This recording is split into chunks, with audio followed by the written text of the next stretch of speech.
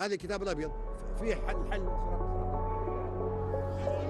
Could this be the man who executed Muammar Gaddafi? The men surrounded as they cried.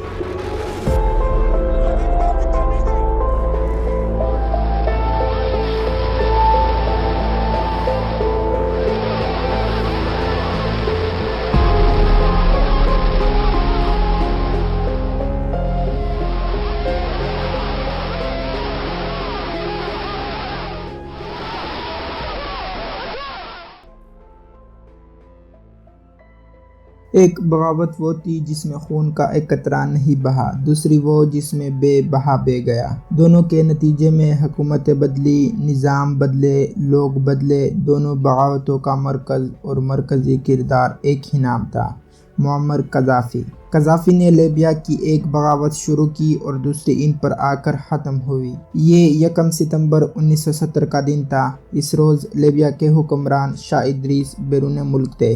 بظاہر سب کچھ معمول کے مطابق تھا، سڑکوں، دفاتر اور گھروں میں زندگی روا تھی۔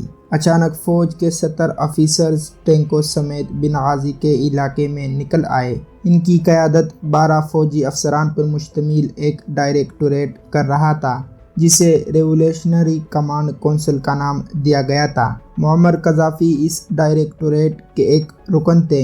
RCC یعنی ریولیوشنری کمانڈ کونسل نے ایک ایک کر کے سرکاری اداروں کا کنٹرول اپنے ہاتھ میں لینا شروع کر دیا۔ کارروائی کے دوران ہی فوج کے دیگر اہلکار بھی ساتھ مل گئے۔ ایک کے بعد دوسرا دفتر فوج کے کنٹرول میں آتا گیا۔ صرف 2 گھنٹے کی کارروائی میں لیبیا کا تمام انتظام اس RCC نے سنبھال لیا۔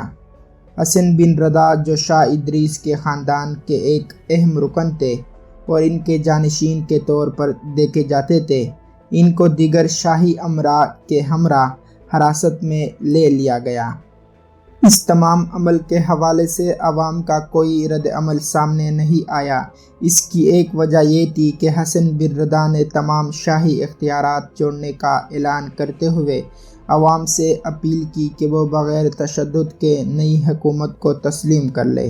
شہری علاقوں کے نوجوانوں نے شہنشاہت کے خلاف بغاوت پر جوش و خروش کا مظاہرہ کرتے ہوئے فوجیوں کو باقاعدہ خوش آمدید کہا، اور پھر استقبال کا یہ سلسلہ دیگر علاقوں تک پھیل گیا۔ RCC نے ملک کی آزادی اور اسے خود مختار ریاست بنانے کا اعلان کرتے ہوئے لیبیا کا نیا نام لیبین عرب ریپبلک قرار دیا اور تمام عوام کو یکساں حقوق دینے کا اعلان کر دیا۔ بظاہر تو یہ ایک دن کی کارروائی تھی، لیکن اس کے پیچھے ایک طویل منصوبہ بندی تھی۔ 1942 میں سیرت میں پیدا ہونے والے معمر قذافی بنغازی ملٹری یونیورسٹی اکیڈمی اور برطانیہ کے رائل ملٹری اکیڈمی سے تعلیم حاصل کرنے کے بعد لیبیا کی فوج میں بطور کیپٹن کے عہدے پر بھرتی ہوئے۔ وہ پڑوسی ملک مصر کے صدر جمال عبد الناصر کی بغاوت کو آئیڈیالائز کرتے تھے، جس میں انہوں نے بغاوت کرتے ہوئے اقتدار حاصل کیا تھا۔ تاہم لیبیا میں بغاوت کا ماحول بنانے کے لیے قذافی کو باقاعدہ مہم چلانی پڑی۔ انہوں نے فوج کے اندر ہی فری آفیسرز موومنٹ شروع کی۔ چونکہ ان کی شخصیت میں قیادت کی اہلیت موجود تھی، اس لیے وہ جلد ہی فوج میں اپنا پیغام پھیلانے میں کامیاب ہو گئے۔ بغاوت کے واقعات کے بعد کی تمام معلومات شاہ ادریس تک پہنچ رہی تھی۔ حسن بن رضا کے علاوہ خاندان کے کئی دیگر افراد بھی حراست میں لیے جا چکے تھے۔ شاہ ادریس کو اپنے خاندان کے افراد کی فکر تھی۔ انہیں صورتحال کی نزاکت کا بھی اندازہ تھا، اس لیے انہوں نے پڑوسی ملک مصر کے صدر جمال عبد الناصر کی وساطت سے RCC کو پیغام بھجوایا کہ مسئلے کا حل نکالنے کے لیے مذاکرات کیے جائیں۔ معمر قذافی کے گروپ کے رضامندی کے بعد جمال عبد الناصر کے ذریعے مذاکرات کا سلسلہ شروع ہوا۔ شاہ ادریس نے یقین دہانی کروائی کہ وہ کبھی وطن واپس نہیں آئیں گے، جس کے بعد فریقین میں ایک معاہدہ کے ذریعے شاہ ادریس کے خاندان کے تمام افراد کو مصر جانے کی اجازت دے دی گئی۔ شاہ ادریس مصر میں رہنے لگے اور آخرکار 1983 میں وہ اس دنیا سے چلے گئے۔ 7 ستمبر 1969 کو RCC نے اعلان کیا کہ وہ نئی حکومت کے قیام کے لیے کابینہ تشکیل دینے جا رہی ہے۔ امریکہ سے تعلیم حاصل کرنے والے محمد سلیمان المغربی، جن کو 1967 میں سیاسی سرگرمیوں کی وجہ سے گرفتار کیا گیا اور وہ جیل میں تھے، انہیں وزیر اعظم نامزد کر دیا گیا۔